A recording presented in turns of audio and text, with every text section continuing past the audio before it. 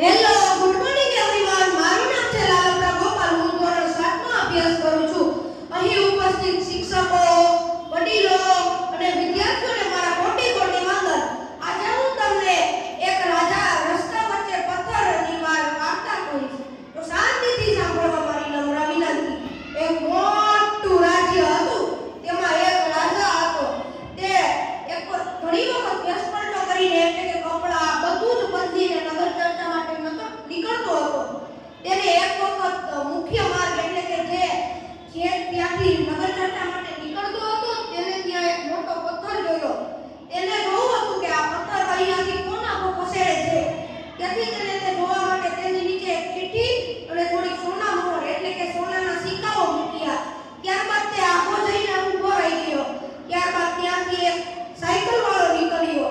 તેની સાયકલ ચાલતી હતી અને તેની નજર તેના પર ન ગઈ એટલે તે ત્યાં જ પડી ગયો અને તેની સાયકલ પર તૂટી ગઈ અને તે ઊભો થઈને સાયકલ લઈને ચાલ્યો ગયો. તેને આ પથ્થર ખસેડ્યો નહીં.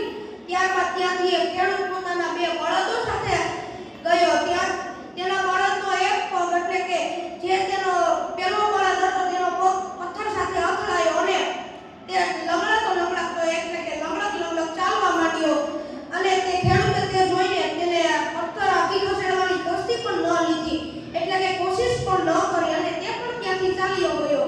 ત્યારબાદ ત્યાંથી એક ઘોડાગાડી વાળો નીકળ્યો.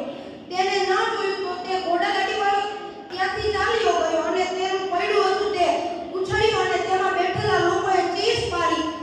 અને તે ઘોડાગાડી વાળો ગુસ્સે થઈને બોલ્યો, ક્યાં આરામ કરે, આ પથ્થર અહીંયા રસ્તાની વચ્ચે મૂક્યો છે અને તે પણ ત્યાંથી ચાલ્યો ગયો. આ બધાના ગયા બાદ ત્યાંથી એક દૂધવાળી સ્ત્રી નીકળી.